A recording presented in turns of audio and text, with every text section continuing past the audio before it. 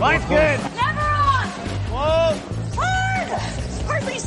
Come on, Brent. Line's good. Got real close. The hair high, right? Try and hit 2/3. Have they saved it for her? Yes, they have.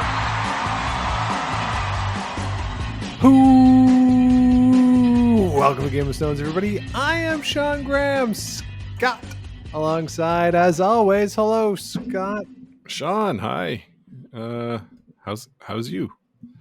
I'm doing okay. Things are going along. It's my favorite event of the season. It's the Scotties Tournament of Hearts kicking off on Friday night in beautiful Calgary, Alberta at the Winsport Arena. This is the site of the bubble. So we'll see if any of the teams who are in the bubble show up and just say, nah, not feeling this and leave. But it is my favorite event of the season. But Scott, before we get into that, we are recording this just after 9:00 Eastern time on Tuesday night, the 13th of February, and a little bit earlier today, the news dropped that Jennifer Jones is going to be retiring from four-person curling at the end of the season. She is going to continue playing mixed doubles with Brent Lang, and she will be in a broadcast booth. Don't know which one yet, but one of the available spots will be Jennifer Jones's, no question about it. So, Scott, just a first blush initial take. Jennifer Jones, final Scotties. Yeah, I'm not surprised, I guess. I think this was on the minds of everyone around the curling world as to, not if, but when this would happen. And I think she's chosen a good time. I'm maybe a little surprised it wasn't after last year, but it seemed like she was liking the new team. Everything was there, but halfway through a cycle, is kind of the right time to look at it and say, am I really going to push for one more Olympic bid? And obviously she's decided that mixed doubles will be that avenue to chase that Olympic berth. So one of the greats. We're going to have lots more to say about her, but all eyes will be on her at that Winsport Arena. Yeah, it's kind of curious to think that she is a defending national champion. As we speak right now, she is the defending champion with Brent Lang in the mixed doubles. And here she is hanging it up. And you did mention last year, of course, with Mackenzie Zacharias stepping back for this season, you do wonder if potentially that opens the door for her return after a year away. She was at the Manitoba Provincials in a fifth position as an alternate. So you do wonder if maybe that's an opportunity to have this team come back together. But that's a discussion for another day, because in the short term, I don't know if Jennifer Jones thinks this way. Maybe she does. But if you're going to have your last Scotties and you're going to announce it in advance, because she could have waited till afterwards if she wanted to. Mm-hmm. I think that if this, I don't know, but if this was in a place that isn't as curling centric, isn't as curling crazy, isn't as great a curling fans as you have in Alberta, I wonder if it's the same. Like, for as much as obviously a rivalry between Alberta and Manitoba, there's going to be a lot of love, I think, this week. And whenever the last game is for Jennifer Jones at a Scotties, that's going to be like a big deal. And it's going to be a really big crowd reaction, obviously a standing ovation. If it happens to be during the round robin, I feel like it's a situation where, assuming the other games are still going on, stop the clocks, everyone backs off and let her have that moment. And I think if she thought, well, it's in Calgary, that's a good place to do it, then good on her. Again, I don't know if she thinks that way or would make a difference, but this seems like a good spot other than Winnipeg. Right. Any of Calgary, Edmonton, Regina, Saskatoon, Winnipeg, Brandon, really anywhere in those provinces is a great place for her to finish. Yeah, I think so. It makes sense. And we'll see what that reaction is on that last draw, like you say, whenever it is. Yeah. I do think that the players will, take a step back, and there you go. The Yeah, and I think, Scott, too, this happens sometimes in other sports, but honestly, it's really more of a like professional wrestling thing, where if there's a match and somebody's retiring, the story at the end is about the guy who's lost, who's leaving. And so let's say they make it to the final, and like how crazy it would be, like a repeat of Yeah. last year, Anderson Jones, and Kerry Anderson wins again. So you have first person to ever win 5 against the skip with the most ever, and the skip with the most ever is leaving. Like, what is the biggest story? I don't know. And who do the fans react to? Like, Mm-hmm. that'd just be kind of nuts. So this is a really big story. It'll be interesting to see how this plays out over the course of the week, just in terms of the questions that she's getting asked after every game, how the rest of the team responds, how the rest of the field responds to it, and a bit of a sea change here for Canadian women's curling. Yeah, for sure. It's a good point about how the team responds to it, because it's not their last Scotties, presumably, right? Yeah. Those players. And so they're there to win. And so is Jennifer. So where will the difference be between the questions about, oh, how are you wrapping it up, versus, hey, how's the week going? Right? Are you in a position going into that final weekend to come out on top? So we'll have to see.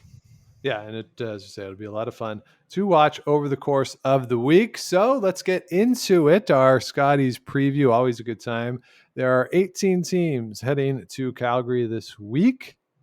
First prize, $100,000, $60,000 for second, $40,000 for third, $20,000 for fourth, and it goes down from there. Everyone's guaranteed a minimum $2,500.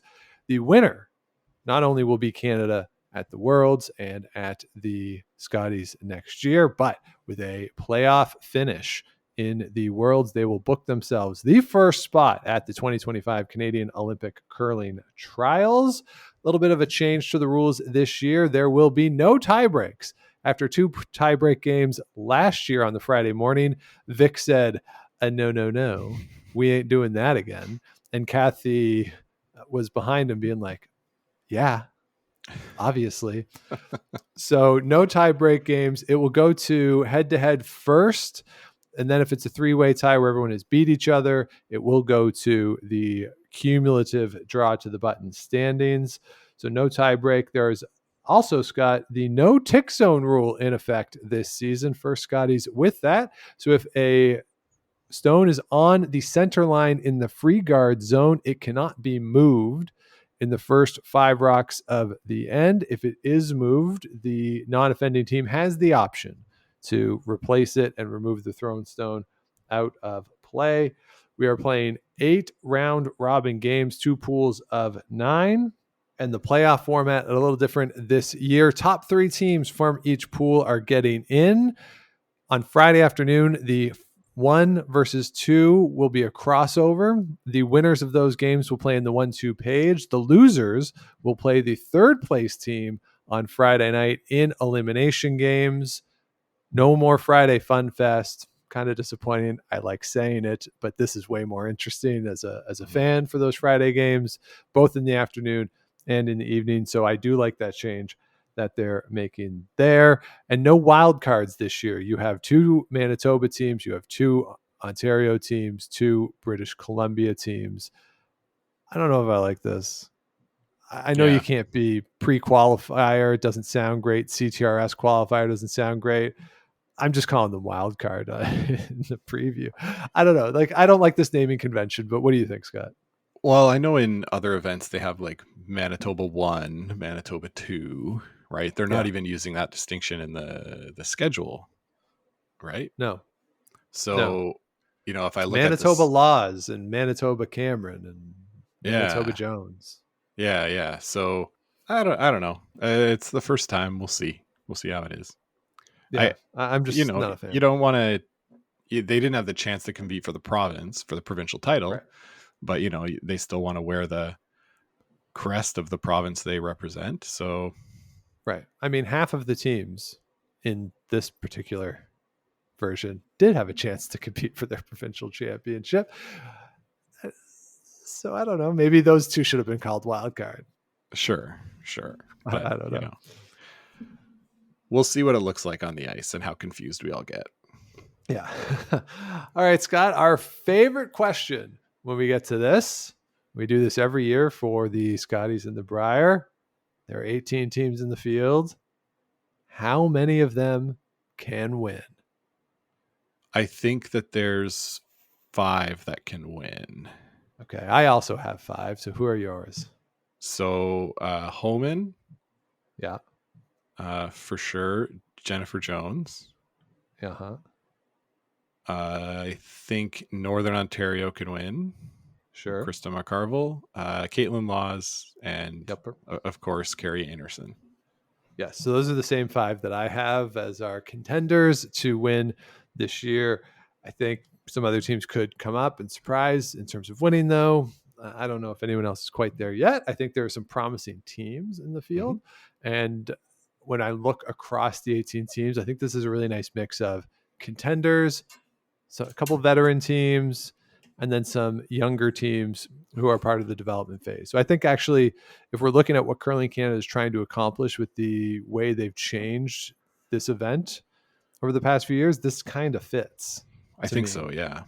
So yeah. I kind of like it. So I agree, though, with 5 teams that can win. Scott, do you think there is a stronger pool between the two? So we'll run down real quick. In pool number A, you have, in no particular order, Prince Edward Island, Quebec, Northern Ontario, Manitoba, British Columbia, Corinne Brown, Alberta, Newfoundland and Labrador, Canada, and Saskatchewan. Pool number B is Yukon, New Brunswick, Clancy Grandy is the other British Columbia, Kate Cameron, Manitoba, Jennifer Jones, Manitoba, Northwest Territories, Nova Scotia, and the 2 Ontario entries of Homan and Inglis. Yeah, I think on first glance, I might say that Pool A is a bit more top heavy with Caitlin Laws, Carrie Anderson, and Krista McCarville as sort of the 3 ones that stand out to me, where Pool B is a little bit deeper, but also has those high ceiling teams. So I think Pool B is the one where we're more likely to see one of those top 3 trip up and maybe come back a bit. And those top 3 would be the 2 Manitobas and Rachel Homan. Right. But on the whole, like, I think they're pretty well balanced. They did say when creating the pools that due to pre-existing matchups that they wanted to promote, they weren't exactly, in the CTRS points 1, 4, 5, 8, and so on. So they've done a pretty good job, though. I think both these pools are pretty well balanced, but I would slightly give the edge to Pool B on depth. Yeah, I agree. I was looking at the 2 pools when I was looking at all this stuff, and I thought, okay, Pool A, you're right. There's a top 3 that you would expect. Some other teams in there that certainly will be competitive. And then over at Pool B, you're thinking, okay, here are the 2 that you would expect to definitely get in, and then who's finishing third? And there's some intrigue there, and I think it kind of broke well for a couple teams. And as we go through, we'll get to it. But I agree that I think top heavy Pool A and a little more intrigue potentially in Pool B. So with that, let's get right into breaking it down team by team. 18 teams in the field. Let's start with pool number A, which we have decided is the better. And I'm going to go in my power ranked order, Scott. Oh boy. I'm going to skip around the media guide then. Forgive my typing. All right. So let's start with Carrie Anderson, your 4-time defending Canadian champions. They are going to attempt to break Colleen Jones's record of 4 consecutive wins. Even if they lose, they can still tie Colleen Jones's 5 out of 6 if they win next year and lose this year. The last time Carrie Anderson did not win the Scotties, she lost the 2019 wild card game. Do you know to who? Sean, we all have such fond memories of the wild card game. I loved it. The wild card game, such a great institution for Curling Canada. You Yeah. tell I'm pausing. You're stalling for I'm effect. stalling Yes. to see if my memory will catch up with me.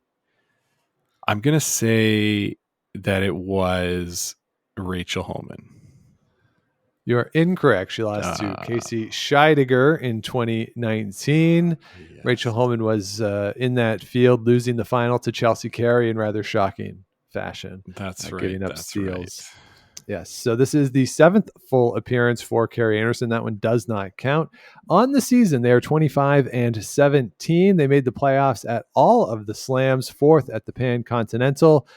That record is a little surprising at only 25-17 for the season.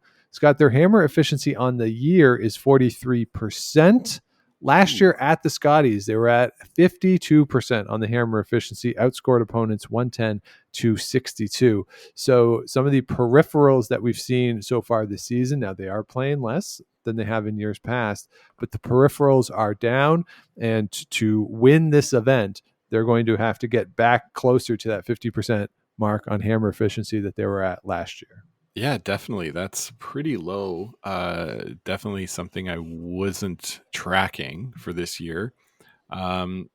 So yeah, maybe a sign of a little dip in performance, but this is the bubble where Carey Anderson was Superwoman in 2021, and you can't pick against this team really. 4 in a row. Will they have the longevity to make it 5? We'll just have to wait and see. But I think they'll be fine. Now they do have to go through this very strong pool, including Northern Ontario and Krista McCarville, her 11th appearance at the Scotties. The defending bronze medalist was in the 1-2 game last year, lost that to Jennifer Jones, and lost the semifinal to the aforementioned Carey Anderson. Silver medal, losing to Carey Anderson in 2022. So she potentially owes her a couple here over the course of the week. They will see each other in the round robin, and if things break a certain way, potentially in the playoffs. Of course, the big change this year for Krista McCarville is that Andrea Kelly is in from New Brunswick, playing 12th appearance for Andrea Kelly. She, of course, won the bronze medal as the skip in 2022. They do not play a lot on tour. That is part of their strategy. 32-13 on the season, but that includes all of their games in the Thunder Bay Major League, which, according to what I saw over on Curling Zone, they lost the quarterfinal of last week. So they are out of the Major League. Scott, interesting here for them last year. They had 5 games during the round robin of where the difference was 2 points or less, and they went 4-1 in those games. They also won 2 games by 3 points. So they were very good in close games. They had good results. Now, in a lot of other sports, they say that results in close games, particularly 1 point or run or goal games, tends to regress to a mean. It's hard to sustain that. I don't know how that'll hold for this team. They do play a tighter style than some other teams, keep things a little more open, like to keep things close in the hopes that they can have that last shot coming home. But that is just one of those things that I don't know if it holds in curling, but a lot of close games, and they were successful with it last year. Yeah, very successful with it, and have been successful with that playing style for a while now. What's interesting to me most about this team is how Andrea Kelly fits in. She's listed as the 3rd, with Kendra Lilly shifting down to she's listed as the lead, I think, in some stuff I saw leading up. But really, her and Ashley Sipola and Sarah Potts are all listed in the media guide as front end players. So we'll see, if any of them rotate in throughout the week, just to keep the bodies fresh from all the sweeping, and see just sort of what the vibe is like with this new dynamic. I'm really, really interested to see it on the national stage. Yeah, and just to preempt this, they're going to talk about how they don't play that much. So everyone just be prepared for that. It's going to be a talking point whenever they're on. So let's just sort of prep ourselves for it. So Let's move on to Manitoba, the actual Manitoba champions here in Caitlin Laws. This is her second appearance as a skip, 5-4 last year, but that was sort of extenuating circumstances. She had just come back from maternity leave, and Selena Negevin was out for the Scotties last year. She was there. She was expecting a child. So Laura Walker stepped in and played third. So this is the first time that the four of them are together playing in the Scotties and have had the full season together, which they did not have last year. So we can kind of, I think, a little bit take out last year's results. 34-22 on the season. They have a 43% hammer efficiency, but Scott, they missed the playoffs at the National, the Masters, and the Canadian Open. Of course, they did come back and win Manitoba, which is a very tough event to win, but the results on tour in the second half of the season haven't quite been there. So not entirely sure what to expect from this team heading into the week. No, and I watched some of their games at the Manitoba Provincial, and they weren't quite as polished as I would have expected. That said, due to those absences you mentioned, this is basically their first year together as a team, playing all the way through. So I don't have any doubts. These are all like great players. It'll just be about putting it together for the full week. I think that they, in any one game, can definitely hang with anybody in the field. It's going to be about that consistency throughout the week.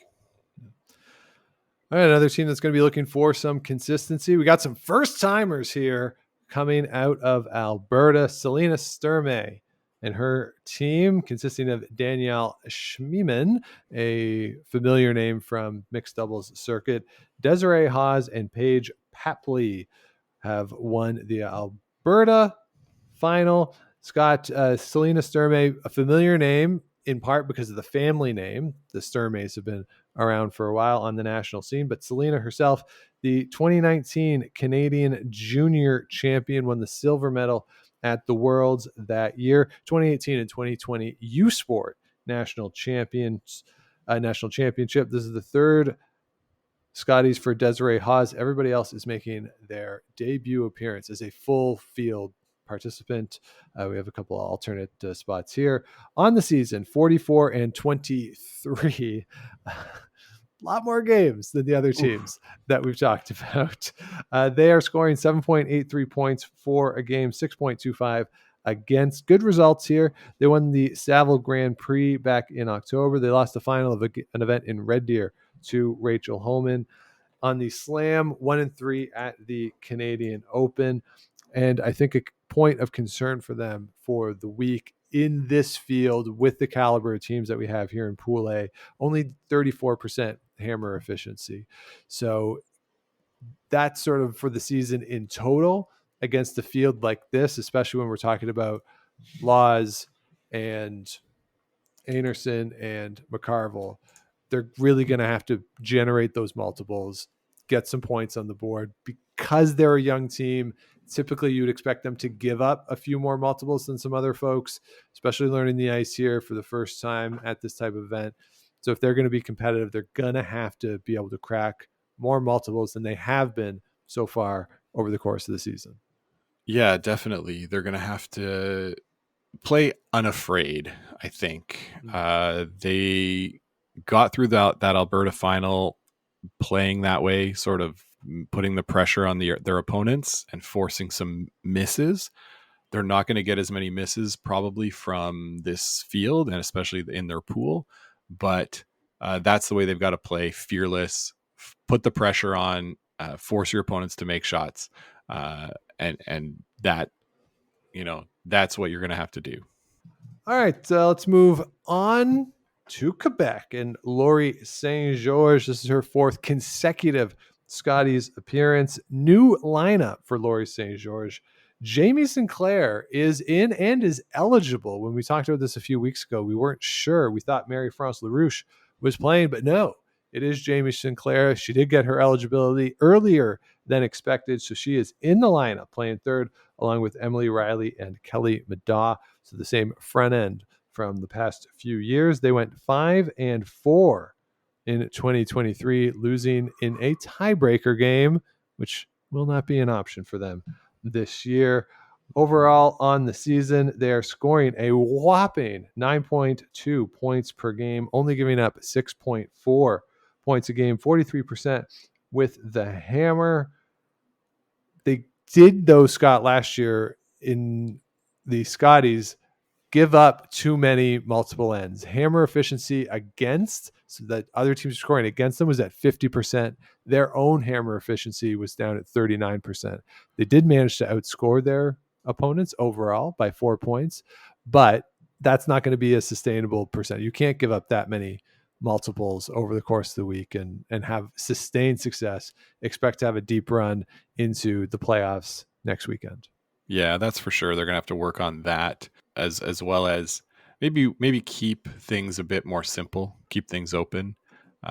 We talk about that being a good strategy for Krista McCarville and her team, keeping things open but knowing when to attack. And I think that's something that Laurie can really learn from Marie France about, and I'm sure has. But putting everything together, I think that's what they'll be looking for. The key is to know your spots and to pick them appropriately. Yeah, and one thing too for last year, Laurie herself was even on the plus minus for the week, 74% overall, but only 2 games in the 80s. So you see that level of consistency there, but you just want that higher, say 3%. If you can avoid those peaks and valleys, which she really did last year for the most part, but be at 77, 78% for the week, that tiebreak goes to a playoff spot. So we're not talking about huge change, huge improvement, just here and there, a half shot to a full shot, a quarter shot to a half shot, and eliminating 0 shots. Then you're looking pretty good.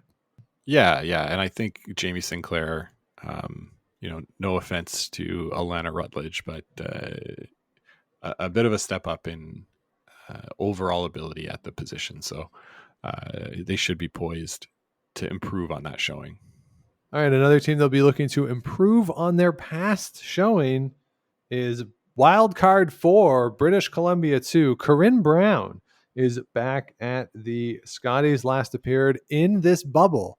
I guess she's a Winsport Arena fan playing here for the second time. She went 4-4 in 2021. She also was the skip back in 2020 of British Columbia, going 6-6 at that event. So overall in her career, a nice even 10-10 for Corinne Brown. Here with Erin Pincott, Jennifer Armstrong, and Samantha Fisher.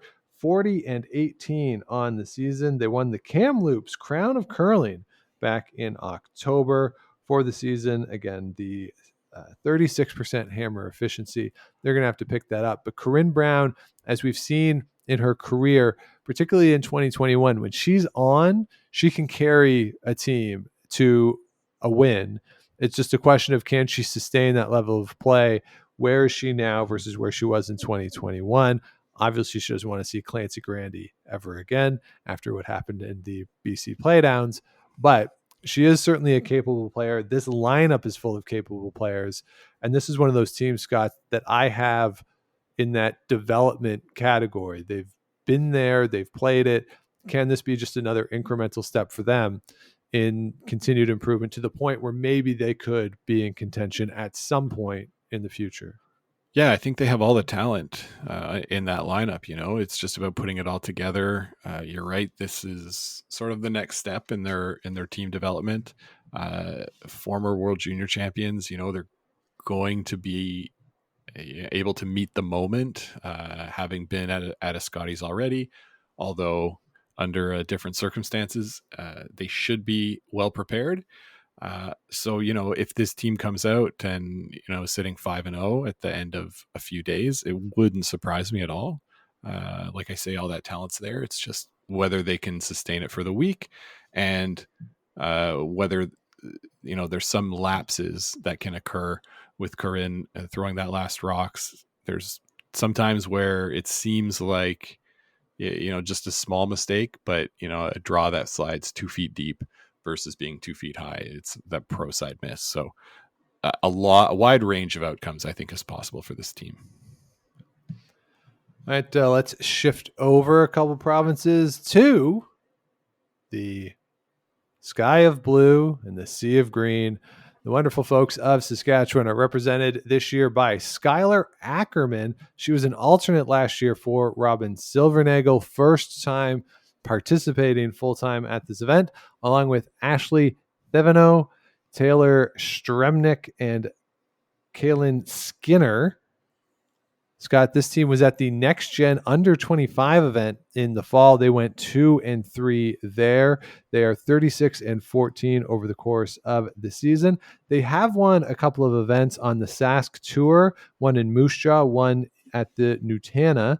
So some wins out there on tour for them. Overall, they're scoring just under 9 points a game. But again, hammer efficiency down at 38%. That is kind of consistent across this field, that teams are struggling to get to 40% on the hammer efficiency. 6-1 in the Saskatchewan playdowns and beat Nancy Martin twice in the playoffs. And you're taking your life in your hands when you do that to Nancy Martin. But this is a team, Scott, first time, bunch of rookies, lots of talent, obviously, but it's really hard to win your first time.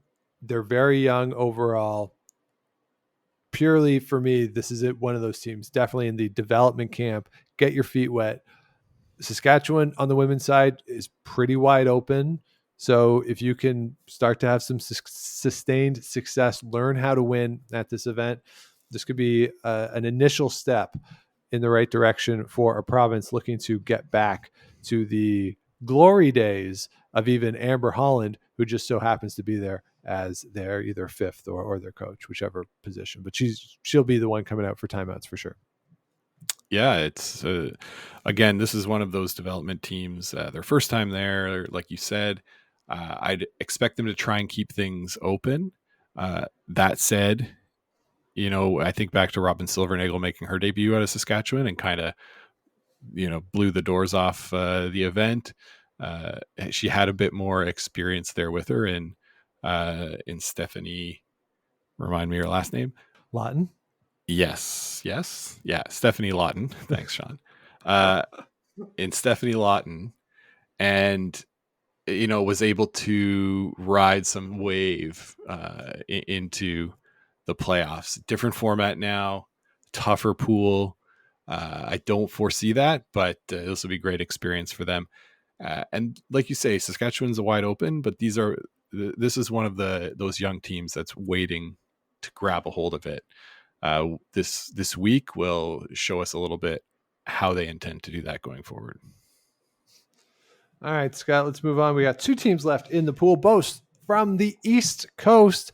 And let's go to the easternmost province in this beautiful country of ours, and Newfoundland and Labrador. Stacey Curtis, making her 7th appearance at a Scotties, was here last year going 2-6. It is the exact same lineup with Erica Curtis, Julie Hines, and Camille Burt. Scott, a correction from a few weeks ago. We said that Stacey and Erica were sisters. That is incorrect. I thank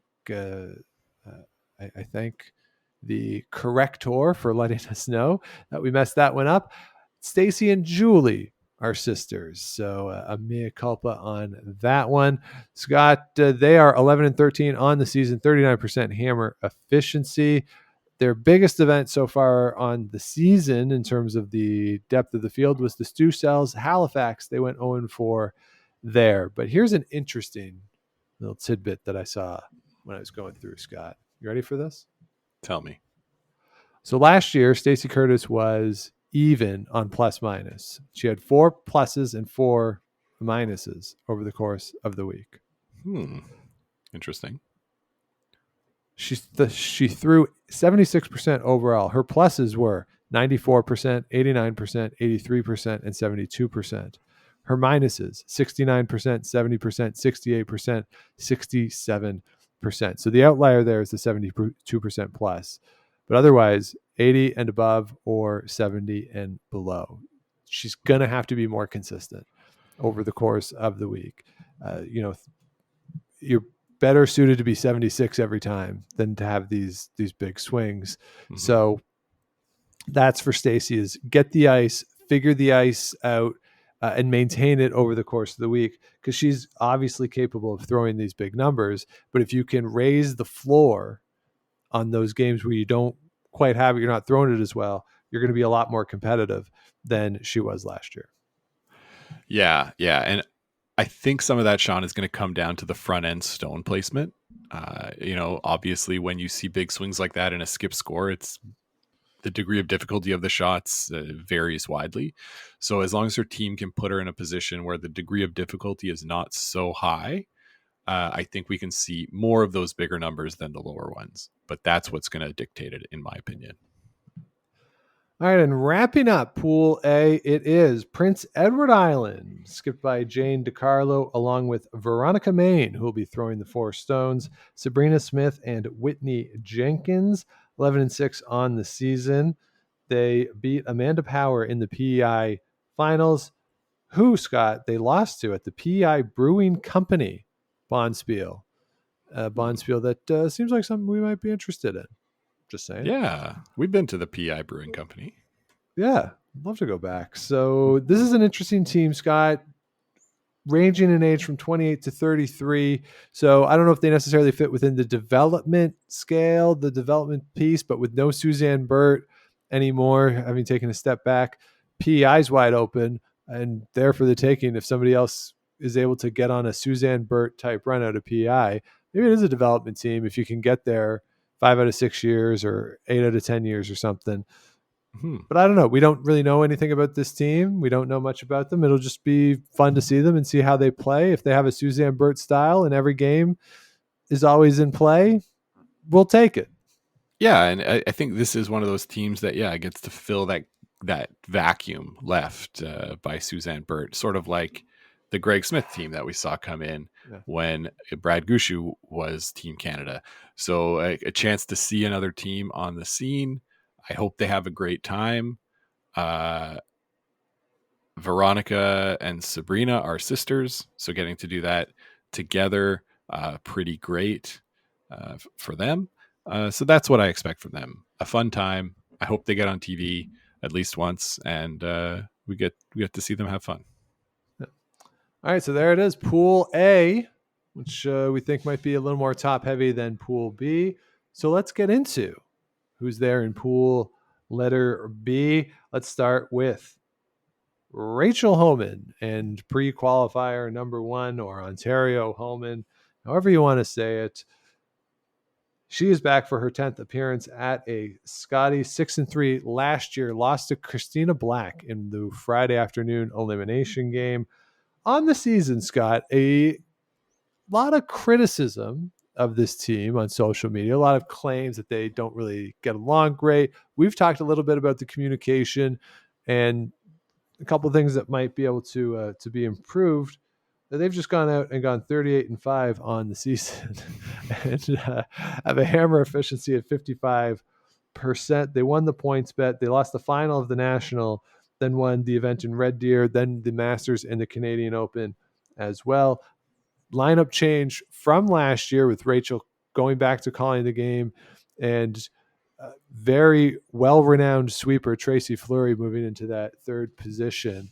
And I don't know, Scott, we've talked about this before offline. It's really hard to find ways, different ways, unique ways to say that people are really good. Yeah, they're really good. Yeah, their communication is maybe not 100%, or whatever quibbles people find online. I have no idea. They're so good.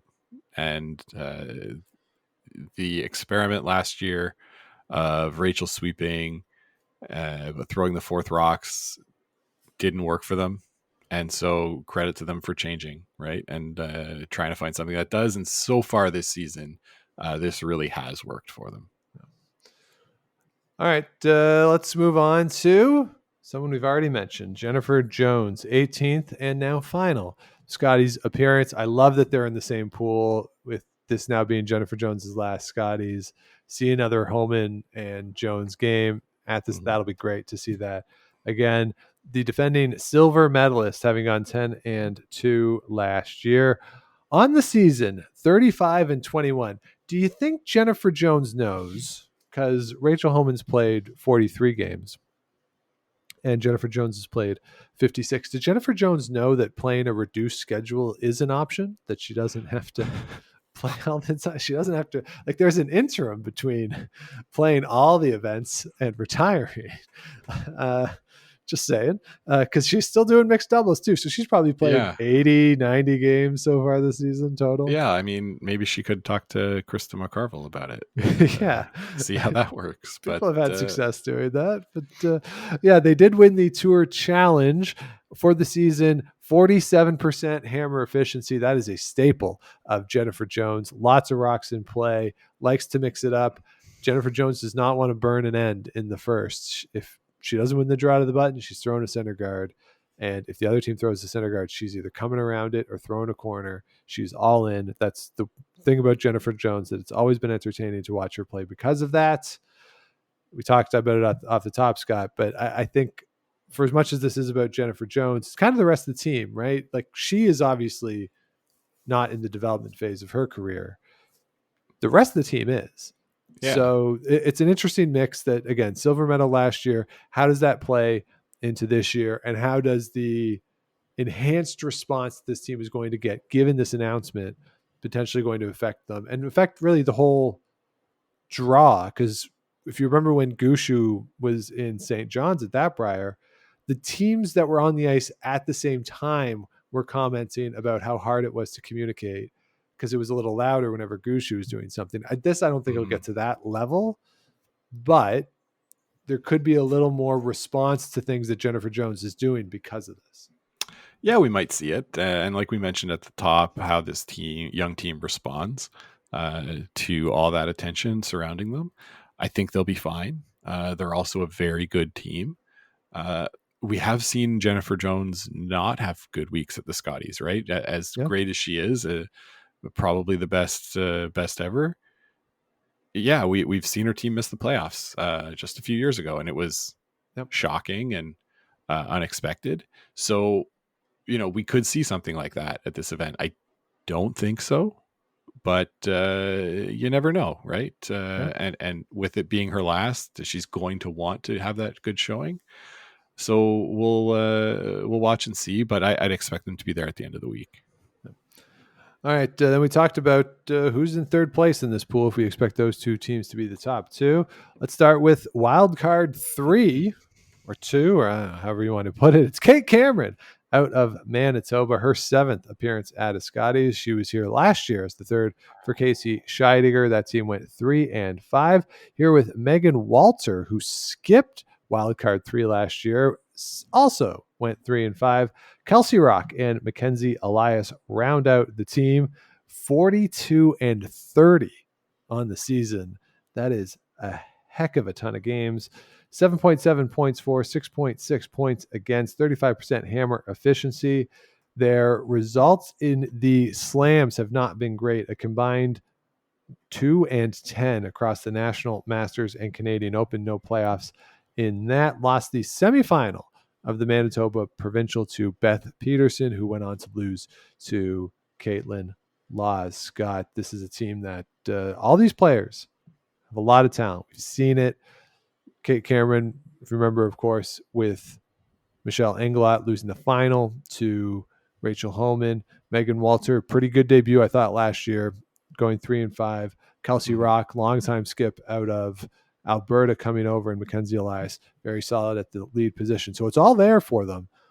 And even though Kate Cameron's a little older than the rest of this group, I think in that development phase and seeing first year as this team together, how are they going to perform at this? And what does this set them up for the rest of the quad, on the assumption that they're going to stay together? Yeah, I think that's what it'll be, trying to suss out exactly how they'll fit together and how they'll go forward in the quad. Having Kelsey, I think there will really help sort of bridge the gap between the back end and front end, given her experience there. So yeah, I think this team is likely the most likely for the third place spot in this pool. But what's the team that you have next that might contend? So next up, I have Ontario, the Ontario champions, Danielle Inglis, here with Kira Brunton, Calissa Daly, Cassandra DeGroot, And Scott, Kim Tuck is here in the Oh, 5th position. Kim Tuck has never played in a Scotties. She has been an alternate before, but never played in a Scotties. Kind of surprising to me, but here she is in an alternate position again. 38-20 on the season, 38% hammer efficiency. They won the big event in North Bay in the end of November, beating Holly Duncan there. Over the season, Scott, they have a 57% force efficiency, 23% steal efficiency as well. So very good on those numbers when they don't have the hammer. So even though their hammer efficiency, you want to see it a tick higher to be competitive here, those two numbers are pretty impressive that they're doing a very good job of forcing and generating steals for themselves. yeah, and that's the name of the game, right? Scoring. Yeah. So yeah, if you're doing that, you're doing something good. And we talked a little bit in the aftermath of the Ontario Scotties how fun it'll be for Danielle to be there playing in the event as a competitor. But yeah, don't think this is all just fun and rainbows, that it's going to be like, oh, it's so great that she's playing. They're good, right? Yeah. They're going to be Yeah. able to beat some teams that are here. So, okay, I'd put them among the teams fighting for that third spot in this pool. Yeah. The thing to watch is that for Danielle in the end of that Ontario final, some nervy moments. Now they won, but some nervy moments. It wasn't as smooth as you might have liked it if you were Danielle Inglis after you cracked the big end.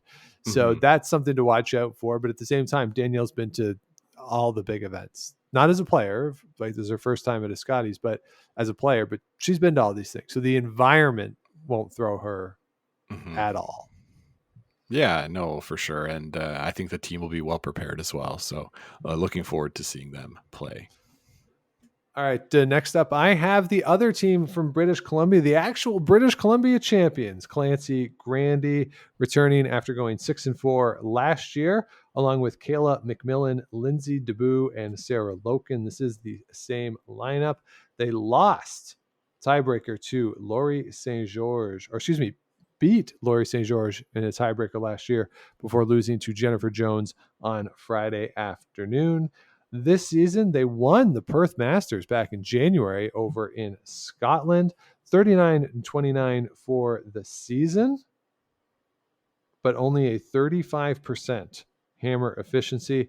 Last year, Scott, in this event, their hammer efficiency was 35%, gave up steals 23% of the time with the hammer, and they only had 2 blanks. So I know we don't like blanks, but sometimes when you're giving up that many steals, you kind of got to bail and play for the next end or guarantee your single. That's just too many steals to be giving up in an event like this. For sure, but that's sort of the mentality they have, right? Is to go and do it. And we praise Jennifer Jones, and so when you're a player of the skill level of Jennifer Jones, you can get away with it and play with a lot of rocks in play. And that's the style that they choose, and they'll live or die by it. So we'll see. But it'll always be a fun game to watch when this team takes the ice. Absolutely. And they'll get a few TV games, I would expect. All right, next up is Northwest Territories. It's Carrie Galusha in her 17th appearance at a Scotties. They went 4-4 last season with stone cold curling assassin Joanne Rizzo throwing the 4th stones. This season, 26-20, 39% hammer efficiency. They lost the final of the Stu Sells Brantford event to Kathy Ald, probably their biggest event prior to the Northwest Territories playdown. That was back in December. Last year, in 2023, they stole 13 ends over the course of the event for 28 points. And Scott, if you look at the results that they had, that went a long way to, I know they only went 4-4, but they lost 5-4 to Northern Ontario, 7-6 to Casey Scheiger, 10-8 to Jennifer Jones, 8-6 to Megan Walter. So in their 4 losses, they were down a combined 6 points. So this is something that, if we talked about it with Kristen McCarville, if there is a regression to the mean in 1 point, 2 point games, if that exists in curling, that bodes well for Carrie Galush. Of course, made the playoffs a few years ago, beat Rachel Homan last year, had a 14-8 game against Stacey Curtis last year, which if you look at the line score, I had to go get a glass of water just to sort of cleanse myself after looking at that line score. But this is a fun team. They can compete in this pool. I think this pool broke really well for them, given some of the younger teams that we're still trying to figure out how they all are, how they work together. No doubts about this team and how they work together. It's just a question of, can they pick up the ice? Can they make shots? And do they not fall into a hole early in the week? Yeah, I think that's it, Sean. And I'm sure Rachel Homan is not happy that Carrie Bush is in her pool. Again, seems like a bit of a nemesis there for her. But yeah, this team's really fun to watch, and the range of outcomes is quite high. That said, they're, going to be in it with Joanne Rizzo throwing those 4 stones. Something interesting about them, Sean, is that Kevin Cooey is going to be their coach. Okay. At the event. I don't think he was their coach last year, but I think John Epping coached them for a while. Yeah. But we'll see Kevin Cooey there, and we'll see if any of that Cooey magic will rub off on this team as they attempt to do their own version of that magic. Yeah. Do you think if they have 4 minutes left and there's 1 shot left, Kevin will just like force the timeout and walk out and be like, all right, now I think this is the shot, but don't throw it until you have 3 seconds left on the clock. Yeah, I think that's let's just stand around for a while. Definitely there. Yeah. All right, let's move on to another veteran team out of Nova Scotia. Heather Smith, her 6th time at a Scotties. Last time was back in 2014. So book your tickets for 2034 for Heather Smith making her return to a Scotties. She was 4-7 in Montreal that year, playing here with Jill Brothers, who was there last year as the second for Andrea Kelly. She is going to be throwing the 4 stones in her 7th appearance. Mary Christensen and Aaron Carmody round out the team. This team has gone through some lineup changes over the course of the year in terms of the positions, who's doing what. Marie Christensen was skipping for a while, and so they've changed things around a bit. But for this week, it looks like they're going with Heather Smith calling the game, with Jill throwing last. Colleen Jones is going to be there on the bench, which is very cool to see. Front row seat over the course of the week to see if Carrie Anderson can break her record. This team's got beat Christina Black in the Nova Scotia final 6-4. Kind of a lot to live up to from last year with Christina Black making it into the playoffs. Don't know if this team can do it, but again, in this field where there's some young teams, here's a veteran team that is not going to be thrown by anything. Heather Smith hasn't been there in a while, so you do wonder about picking up the ice on the arena when she hasn't played on it in a while. But certainly when you're looking at experience for all 4 of these players, plus who they have on the bench, really anything can happen. Yeah, I think they're pretty well positioned, and this pool is broken well for them, as you say. So a wide range of outcomes for this team too, but I'm excited. I like all these players, all really, really good players. Putting it all together, that's the question, right? If they've gone through a bunch of lineup juggling, it's how is this one going to fit? And if it's not working, are they going to be willing to pivot during the week? So we'll see how that goes. All right, let's move over to New Brunswick and Melissa Adams, her 3rd Scotties appearance, 3-5 back in 2021. She beat Sylvie Quillian 7-4 in the New Brunswick final here with Jacqueline Crandall, Molly Ward, and Kendra Lester. It is Molly Ward's debut at the Scotties, 19-7 over the course of the season. A couple nice wins here, Scott. They won the New Scotland Brewing Halifax event. If the PEI event doesn't work out, we'll go to that one too. The Jim Sullivan event in Fredericton, they won in November. Curiously, both of those finals were against the Heather Smith Brothers Christensen team, with Mary Christensen skipping at those 2 events. So they got 2 big wins over them. We'll see how this goes in the round robin, but certainly a psychological advantage going into that game. Yeah, definitely. It's nice to have that sort of idea that we can beat a team that's in our pool. We've done it before. We definitely can do it. Pretty good. Sean, Melissa Adams lives in Hanwell, New Brunswick, and I have a colleague that also lives in Hanwell, New Brunswick. So I will give a shout out to Marie-France. Yeah, shout out Hamlin. All right. And Scott, let's go to our final team in the field here in 2024. From Yukon, it is Bailey Scoffin making her debut at the Scotties Tournament of Hearts here with Carrie Foster, Raylan Helston, and Kimberly Tour.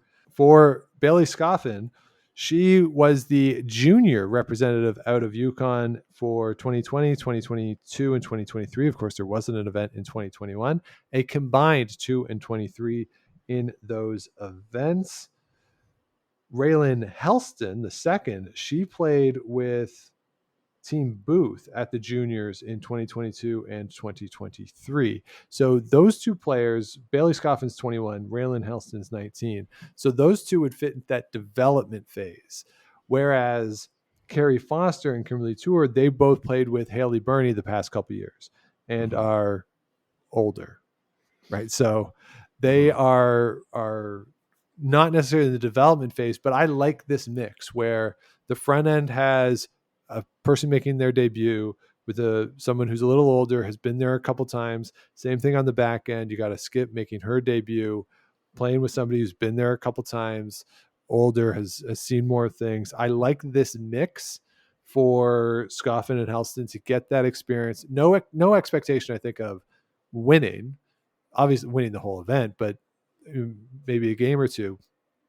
But when we talk about Yukon, we talk about development. This is a nice strategy, I think, where you can have the two younger players go soak up, learn from those who have done it before, and let's see what happens if we can get, kind of like with Thomas Scoffin a little bit, someone out of Yukon who can go every year, can be competitive, maybe not win, but at least keep people on their toes.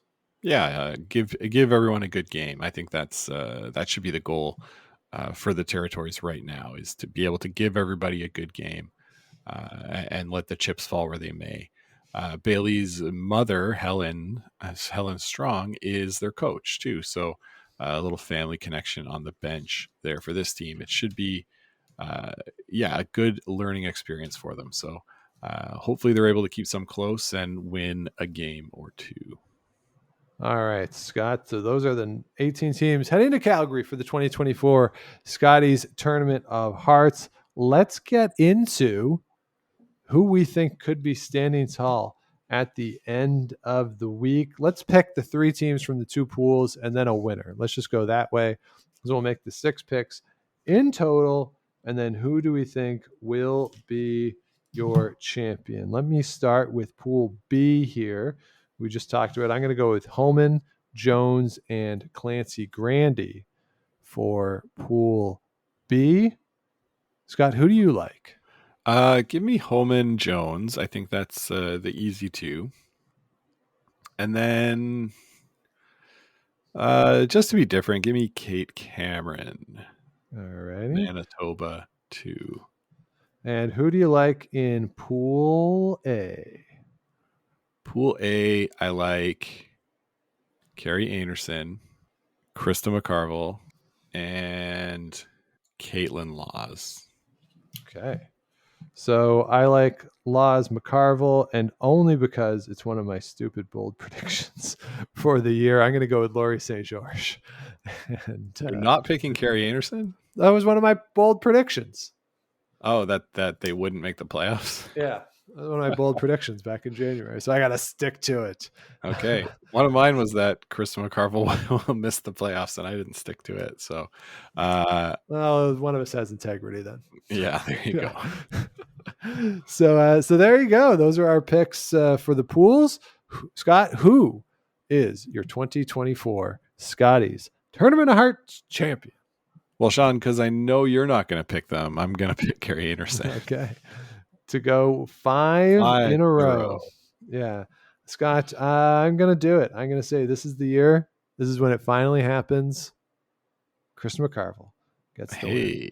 Going nothing with wrong it. with that. Yeah. So there you go. So Scott's got Anderson. I got McCarville. So congratulations to Rachel Homan on her 2024 Scotties Championship. All right. So there you have it.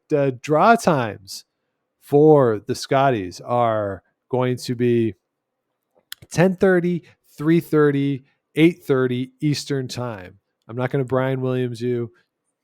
Hopefully everyone can figure out what that means where they are. But for us, we're in the Eastern time. So I looked it up Eastern time, 10:30, 3:30, and 8:30, with the exception of the weekends where they're going to, I think, 3 and 8 on Saturday. So, but during the course of the week for the 3 draws, that's what they're going with. Everything available on TSN in Canada. For our friends in the United States, Devin Haru is on this. He keeps checking in. But to this point, no word if ESPN is going to be picking this up for ESPN3 or Plus or whatever they put it on. Hopefully for you folks, it's available. If not, I don't want to condone illegal streaming of things. I don't even know if it exists for curling or for TSN. Maybe a VPN. I don't know. But hopefully it gets sorted out and ESPN gets it together and give some access to our friends in the United States to watch some Scotties, because it's a really fun event and I look forward to it every year. As do I, Sean. I'm really excited for this to get started. And are we doing anything over the weekend? Keep an eye on social media. We might be. Okay. We have an idea. We did not get together with Jonathan and Ryan to settle the bad beer bet. Of course, at this point, who can remember who won? You know, yeah, who knows, it's impossible to know who won, but we should get together and settle that. So I'm going to reach out to them, see if they can stack on either Saturday or Sunday after one of the draws. If not, we'll try to set something up in and around the playoffs, but look out. We'll try and do a broom stack on the Facebook Live to settle the bad beer bet, catch up with those guys. If you haven't yet, they did put out their episode detailing Jonathan's incredible, great win at the Euro Bees. So do check that out. That's a lot of fun to hear everything that happened from Jonathan's perspective. And we'll try to catch up with them over the course of the Scotties if the schedules work out. Of course, it's a little difficult with time zones and commitments that everyone has. So hopefully we can get it, if not during the Scotties, at some point during the Season of Champions. Fingers crossed. Yeah. And if you want to be part of that or part of everything we got going on over this time of the year and throughout the whole year, please do subscribe wherever you get your pods, likes, rates, comments, all that good stuff. Helps us, help other people find the show. You can head on over to GameOfStonesPod.com. All past episodes are available there. A lot of them are evergreen, especially the summer ones. So if you click summer season in the tags, a lot of stuff in there is evergreen. Some of the stuff that we do, previews, recaps, obviously that's a little more time sensitive, but we do a lot of evergreen stuff over the course of the summer. So you can check all that out. And of course, a link to the merch under the merch tab. Hoodies, toques, cups, mugs, all that good stuff is there and available for you. And of course, follow along on the socials at Game of Stones Pod, everywhere other than Facebook, where it's Game of Stones Podcast. If you got anything to reach out about that you don't want to use the socials for, we're available. Game of Stones Podcast at gmail.com. Scott, Sean, this is a great time of year. I have a couple scenarios from rec level curling that I want to go over. I won't do that now. We'll save that for another episode because I don't think I've told you about them. But they're ones not quite like Am I an Asshole style, but kind of. Mm-hmm. But one of the things that I love about this time of year, and I think it's sort of evidence that more people watch these events than they do the slams, is that once people start watching Scotties and Briar, the shot calling strategies at the rec level change dramatically. Definitely. A lot more runbacks, a lot more doubles. Like, people really do change, and it's so much fun to see. And I'm very excited for the last draw of the season. I have 10 games left, barring injuries or weather or stuff like that. And this is when things kind of go off the rails. Yeah, it gets nuts here. I kind of like it because people are usually not as good at it. So it gives us some room to maneuver. Yeah. That said, Sean, we are moving up to A for our final block. So went 4-1. And those teams can make the run backs. So sure. Now they're watching curling and playing the shots that the pros are calling and actually making them, which makes things a little bit tougher for us, but it'll be a fun ride nonetheless. Yes, I do look forward to us losing a game 1-0 in 8 ends in an hour and 20 minutes as we try to keep it wide open at this level. So, that will be a lot of fun. Hopefully, you're all having a good time. For those of you who are playing, as at least in most parts of Canada, seasons are starting to wind down as we get into last draws and playoffs, club championships, things like that. A couple of spiels going on.